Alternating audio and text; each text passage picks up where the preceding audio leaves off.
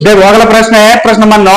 बिंदु ए और बी को जोड़ने वाला रेखाखंड, माना कि जो है एक रेखाखंड है ए बी, ए के निर्देशांक है -2,2 और बी के निर्देशांक क्या है बेटा 2,8 है ना। इसको 4 बराबर भागों में, 4 क्या कर रहा है बराबर भागों में विभाजित कर रहा है, 1 2 3 और 4। माना कि जो है ये क्या है M1 है, ये M2 है, ये M3 है ना। इसको क्या कर रहा है बराबर भागों में विभाजित कर रहा है। तो हमने इस M1 के निर्देशांक, M2 के और M3 के निर्देशांक हमने ज्ञात करने। माना कि इसके निर्देशांक कितने x1 y1, इसके x2 y2 और इसके x3 y3।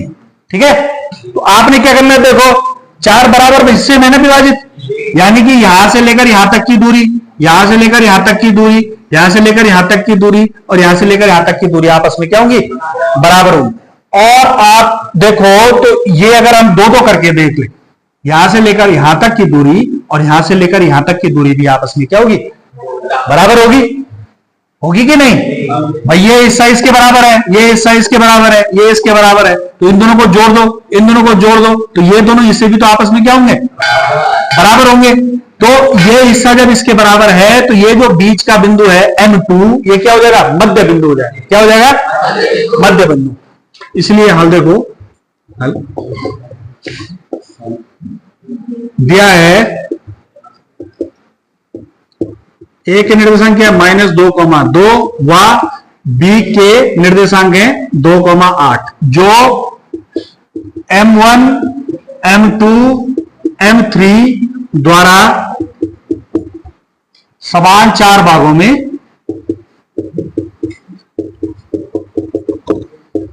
विभाजित है। लिखते फिरो भाई साहब, ठीक है। समान 4 भागों में विभाजित है जिनमें M2 क्या है ए बी का मध्य बिंदु है। क्या है मध्य बिंदु भाई, M2 मध्य बिंदु है ये वाला, तो इसके निर्देशांक निकालेंगे मध्य बिंदु से। इसलिए M2 के निर्देशांक, M2 के निर्देशांक क्या हो जाएंगे बेटा, क्या होता था x1 प्लस x2/2 और y1 प्लस y2/2। तो क्या आ जाएगा ये x1 ए के निर्देशांक हो जाएंगे x1 y1 और b के निर्देशांक हो जाएंगे x2 y2। ये हो जाएगा x1 की जगह -1 प्लस x2 की जगह 2, ठीक है बटे 2, और y के निर्देशांक 2 प्लस 8 है ना, 2 प्लस 8, तो ये हो गया बटे 2। तो M2 के निर्देशांक क्या आ जाएंगे, ये तो हो गए खत्म, 0 बटे 2 यानी कि 0 और 8 और 2 10 बटे 2 यानी कि 5, तो आ जाएगा निर्देशांक 0,5। पहले के निर्देशांक M2 के निर्देशांक आ गए 0,5। अब दूसरा, अब देखो यहां से इस M2 के निर्देशांक आपने निकाल दिए 0,5। अब अगर आप A और M2 को लेकर चले, यही अगर रेखाखंड है तो इसके लिए M1 क्या होगा मध्य बिंदु होगा। M1 क्या होगा इसके लिए भाई, ये 2 बराबर भाग है ना। अब देख लो आप पुनः, चूंकि M1 A M2 के लिए मध्य बिंदु होगा, इसलिए M1 के निर्देशांक, M1 के निर्देशांक क्या हो जाएंगे, फिर वही x1 प्लस x2, x1 की जगह a के निर्देशांक,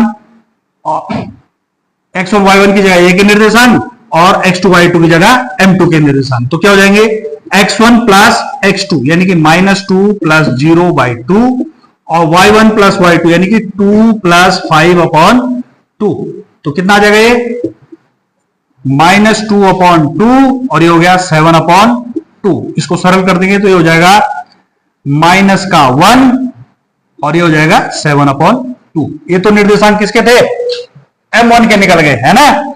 और लास्ट है M3 के। इसी तरह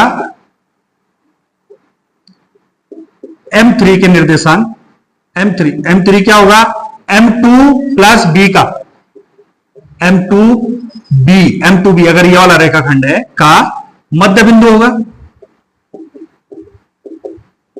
अगर ये इसका मध्य बिंदु है तो इसके निर्देशांक M2 के M3 के निर्देशांक M3 के निर्देशांक क्या हो जाएंगे बेटा? इसके लिए M2 x1 y1 और B क्या हो गया? x2 y2। तो क्या हो जाएगा? x1 की जगह 0 प्लस 2/2 और 5 प्लस 8/2, यानी कि ये क्या हो जाएगा? 2/2 और ये हो जाएगा 8 और 5 कितना होता है? 13/2। कितना आ जाएगा? 1,13/2।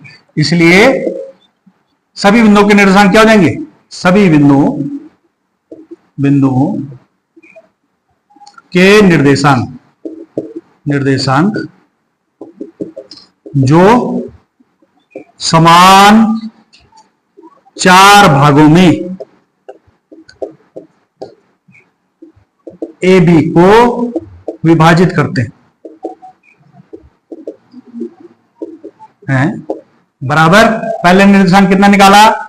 0,5, दूसरा -1,7/2 और तीसरा 1,13/2, और ये क्या हो जाएंगे?